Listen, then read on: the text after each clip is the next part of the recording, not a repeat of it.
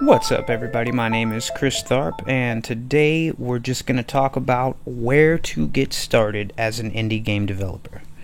Now, there's a lot of challenges to overcome, and it kind of never ends, but there are a whole bunch of resources and fantastic people to help you out.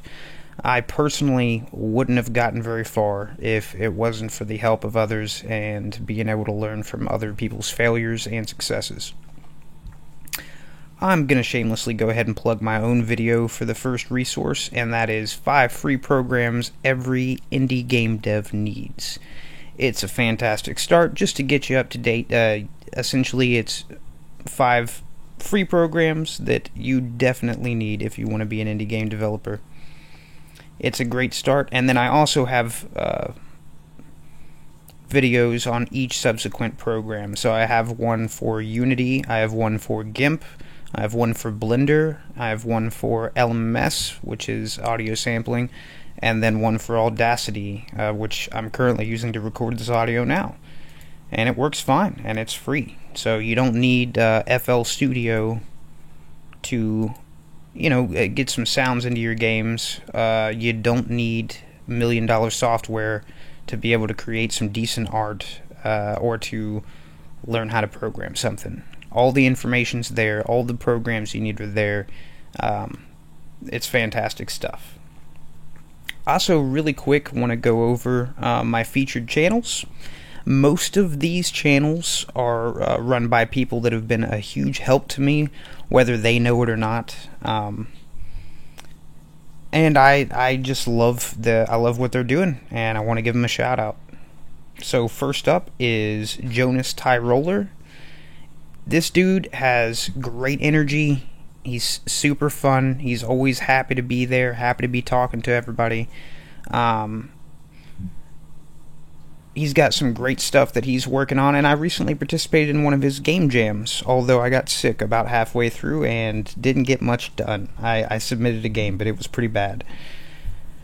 Don't go find it. Second one up is going to be Thomas Brush. This guy also just very charming, great personality, super pleasant to listen to, super friendly, and his art style is just beautiful. Like, I love his work on his games, along with another channel I'm going to talk about here in a sec. But Thomas Brush, in my opinion, his strong suit is he's really going to help make you aware of the challenges that you have to overcome, because it is never ending. You don't just need to learn how to make art, or how to make music, or how to make sound effects, or how to program or build a world, or how to market it, and also deal with people. It's a never-ending list of brand new skills that you can just learn forever. And I think this guy does a great job with just providing motivation and inspiration. And, maybe at some point he'll see this video, and he probably doesn't know I exist, but that's okay. Let's see, next up is Tim Ruswick at Game Dev Underground. I have been super into this guy's vids lately. I honestly can't quit listening to his stuff. I'd love to adapt more of his style of just sitting and talking. I wish that I could, honestly. I just started doing this, and it's way more nerve-wracking than I ever imagined it would be. I hate my voice right now. But Tim Ruswick does a great job, once again, at reminding you just the mountain that you're going to start to climb whenever you go on this endeavor. And also a very inspirational guy. He's very open, very honest. Once again, super charming, nice seeming guy. His content's fantastic. It's mostly, for me, a nice point of motivation and inspiration. But he has a couple good tutorials and a huge focus on marketing, and that's something that I neglected entirely on my first actual game launch, and I paid for it. So it's good to understand that just making a game isn't the whole process, And Tim at Game Dev Underground can definitely help you out with that. Next up is going to be Blackthorn Prod. Noah with Blackthorn Prod, their stuff is fantastic. His stuff, I'm sorry. I'd say his stuff is so great because it feels almost childlike. He's drawing things out with Photoshop, but his art style is very particular, and not in a bad way. It's whimsical. It's really awesome. I recently purchased one of his games on Steam, The Dreadful Whispers. I'll let you know what I think of it when I get to play it, but I've been super busy doing this stuff and making games and working a full-time job. Let's see. Yep, Blackthorn Prod. Noah, you're awesome. Next up's going to be Brackeys. Brackeys, their main focus, at least in my opinion, is more on the programming side, but they have fantastic tutorials on all sorts of things. And that's honestly a great place to start if you want to just learn how to make basic games.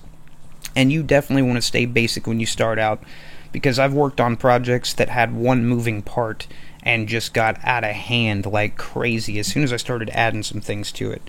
So Brackeys is great for that. Go check them out. They are fantastic.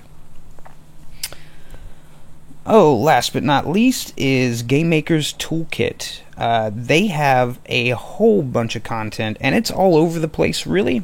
But I really dig their kind of overviews of previous games that were successful or not successful, and how those things worked out. It really gives you an insight into how much people put into their game, but not just their game, the marketing of their game, the presentation of their game, everything, the title, the color palette, how it's presented. It's pretty in-depth stuff. And I'd say that's about it for tonight.